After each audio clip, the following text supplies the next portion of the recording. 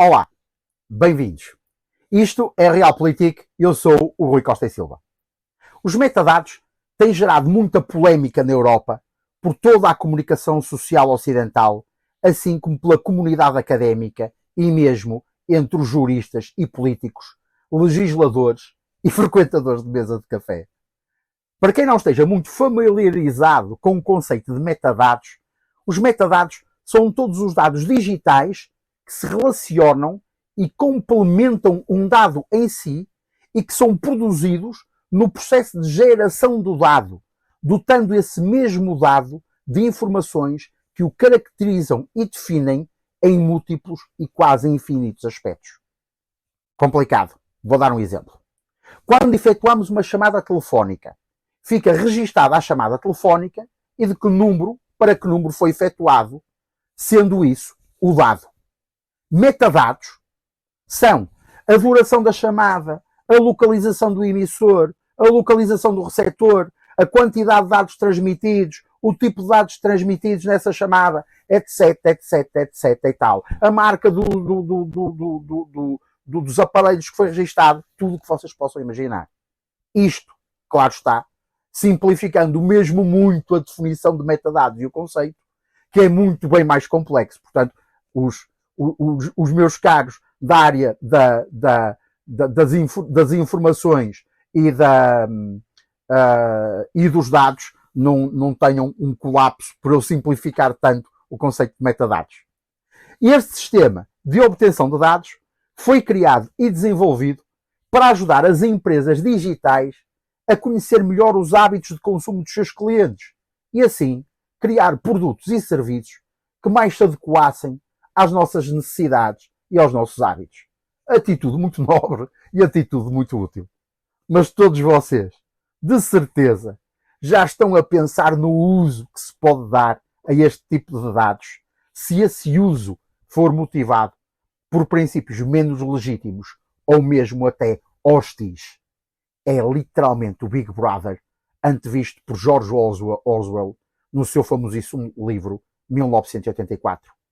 Implica algumas empresas ou entidades saberem sempre e constantemente onde estamos, o que estamos a fazer, que música estamos a ouvir, que filme estamos a ver, com quem falamos e quanto tempo, o que compramos, onde gastamos, o nosso dinheiro, com quem, em quê, quando, etc, etc, etc. Literalmente, com a proliferação dos dispositivos digitais, com a nossa crescente dependência desses mesmos dispositivos e com a quinta fase da internet, isto é, a internet das coisas, ou IoT, em que tudo está ligado em rede, literalmente é possível saber tudo o que fazemos a todo o momento. Não é exagero dizer que o processamento dos metadados sabe mais sobre nós do que nós sabemos sobre nós próprios. Sabe onde comprou a sua última escova de dentes? Se não sabe, garanto-lhes que os metadados sabem. E digo-lhe mais, sabem quanto custou e exatamente a que horas a comprou e qual é a cor, a densidade, qual é o preço de produção, a margem de lucro, assim como sabe o nome da operadora ou do operador que registou essa escova de dentes. Você sabe isso? Não, pois não. Os metadados sabem. Acrescente-se a tudo isto, como fosse pouco, a nossa própria contribuição, embora a maior parte das vezes inconsciente e inocente, de colocarmos, por exemplo, nas redes sociais, onde estamos, o que comemos, onde vamos passar férias, onde vamos almoçar, jantar, com quem, o quê, etc, etc, etc. Colocamos, vamos admitir, a nossa vida na rede, literalmente, inconscientes muitas vezes dos riscos a que nos expomos e às manipulações a que nos sujeitamos. O famoso escândalo de dados Facebook Cambridge Analytica, em 2014, veio expor somente um pouco do que pode ser feito com os metadados recolhidos da nossa vida digital. E o escândalo foi já há 10 anos. Muito a engenharia social evoluiu desde então, tendo agora como grande aliada a massificação da inteligência artificial. Literalmente, empresas e organizações, ao definir o que vemos, quando vemos e quando vemos, condicionam completamente a percepção que temos da realidade. De facto, e se pensarmos bem, nós só sabemos aquilo que vemos e que nos é mostrado, desconhecendo tudo o resto. É o famoso processo da formação da consciência, que não é novo. Só nos é consciente aquilo que detemos consciência. Mas se até agora este processo era natural, éramos nós que, descoberta em descoberta, de curiosidade em curiosidade, umas vezes intencionalmente, outras por acaso, umas formalmente, como na escola, por exemplo, outras informalmente, como no seio da família e do grupo de amigos, íamos construindo a nossa própria consciência. Agora, essa formação pode ser fortemente condicionada, pois grande parte dessa consciência atualmente vamos buscá-la ao ecrã do nosso telemóvel. Somos aquilo que vemos, ouvimos e aprendemos. E todos esses processos estão agora centrados em dispositivos eletrónicos em detrimento do convívio social e das estruturas tradicionais e familiares, onde, como havia o elemento humano, havia argumentação, havia discussão, contraposição, em suma, havia dialética. Assim, controlando o que vemos, ouvimos e aprendemos, controla-se quem somos e logo como pensamos. E deste modo, essas empresas e organizações podem condicionar fortemente em que acreditamos, o que vamos comprar, o que vamos fazer, em quem vamos votar. É de facto assustador. Mas como em tudo nesta vida, os metadados não são só malefícios.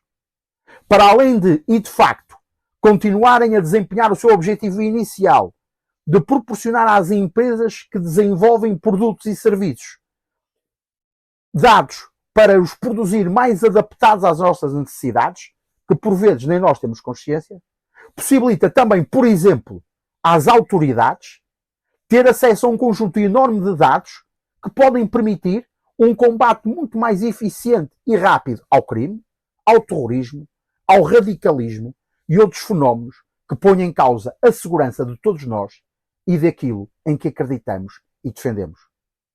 Mas foi aí que as coisas, em especial na Europa, geraram controvérsia. Pode o Estado e as autoridades ter acesso aos metadados? Podem esses metadados serem utilizados para fins judiciais, para investigações criminais? São admissíveis como prova em tribunal? Os fantasmas da ditadura, do controle dos cidadãos pelo Estado, da tirania, despertaram com todo o seu fulgor. E o debate iniciou-se. A constitucionalidade foi posta em causa. A ética também.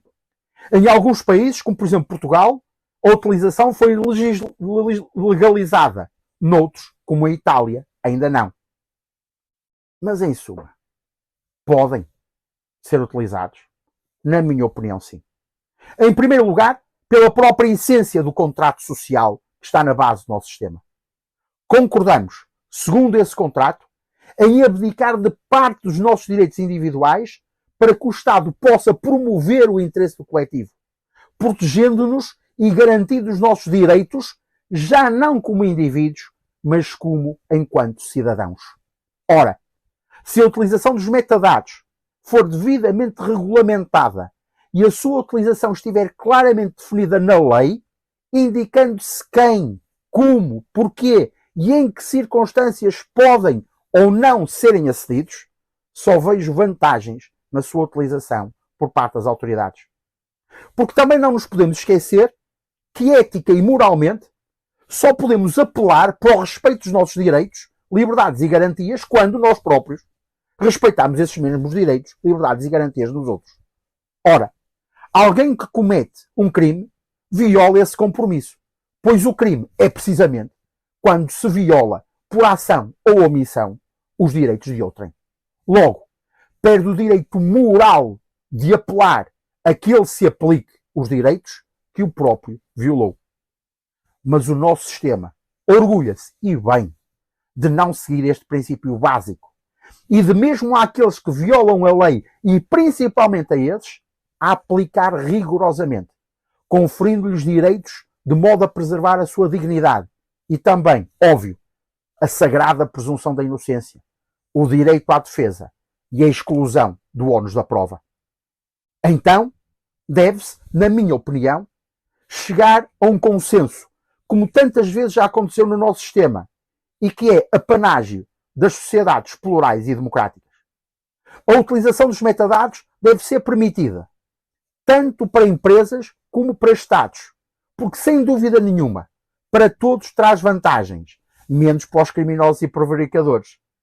Mas essa utilização deve ser devida e claramente regulamentada e legislada, com a devida possibilidade de, a todo momento, ser monitorizada, auditada e fiscalizada por entidade especializada, idónea e independente. Porque vamos ser sinceros e realistas, como sempre aqui no Realpolitik. Os metadados são demasiado úteis, são demasiado valiosos, podem gerar um proveito imenso, vantagens enormes para não serem utilizados. O valor é demasiado alto e as possibilidades demasiadas vantajosas para a utilização se tornar desvantajosa, sejam quais forem os obstáculos e as perdas que possam tentar aplicar ao seu uso. Por isso, temos uma certeza: os metadados serão utilizados. Se não for legalmente, será ilegalmente, como já se viu. Assim, mais vale permitir mediante condições razoáveis, e neste aspecto a razoabilidade é fundamental, de que pura e simplesmente proibir, pois sabemos, por experiências múltiplas passadas, que a excessiva e não razoável regulamentação conduz ao aumento da infração. O legislador, ou os legisladores, terão que ter a sensibilidade e o bom senso de regulamentar e limitar o uso dos metadados, mas sem retirar o proveito do seu uso, tanto a empresas e organizações como ao Estado e às autoridades. Tem que se garantir a defesa de direitos, liberdades e garantias, mas interferindo o menos possível no proveito, na vantagem e no valor destes ativos. É a obtenção deste equilíbrio delicado e ténue que será o grande desafio dos legisladores. Esperemos para ver o resultado de todos os diplomas que estão a ser elaborados, apreciados e discutidos por toda a Europa. Mas além de tudo isto, e para além de tudo isto, existem dois aspectos quase óbvios, comezinhos e vulgares, que vos queria referir. Em primeiro lugar, é o velho ditado de quem não deve não teme. Se formos cidadãos respeitadores da lei e pessoas respeitadoras do nosso semelhante, nada tememos em relação a que saibam ou não por onde andamos, o que fazemos, desde que, claro, isso não se torne devassa e não caia no domínio público, porque isso sim já atenta contra a privacidade. Por isso, se os metadados só forem utilizados quando houver razão para isso e um propósito definido e legítimo, não vejo qualquer problema na sua utilização. Outro aspecto é, se quase toda a gente anda, voluntária e explicitamente, a dizer tudo sobre tudo o que faz, que legitimidade tem depois de invocar invasões de privacidade e direito aos dados?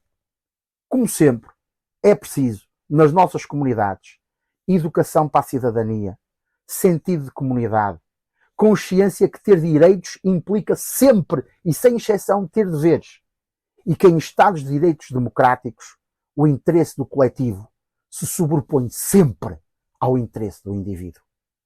É a consciência das bases do nosso sistema, que a muita gente falta saber e entender, e como não sabem nem entendem, protestam, reivindicam, contestam, desconhecendo, ignorantes e arrogantes, que aquilo que querem destruir é precisamente o que possibilita que tenham o direito de protestar. A liberdade baseada no contrato social. Porque os cidadãos não podem ter medo do Estado, porque o Estado somos todos nós. E quando temos medo de nós próprios, seja consciente ou inconscientemente, muito mal está o estado dos Estados. Como é costume, deixo nos comentários o link para algumas obras de referência que acho fundamentais para quem se interessa por estes fenómenos.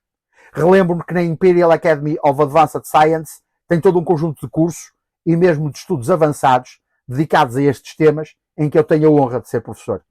O link para esses programas está nos comentários deste vídeo. E assim ficamos por aqui esta semana. Não se esqueçam de subscrever este canal e se acharem que o vídeo vos foi útil, ponham um like que dá muito jeito para a nossa promoção. E assim sendo, até para a semana.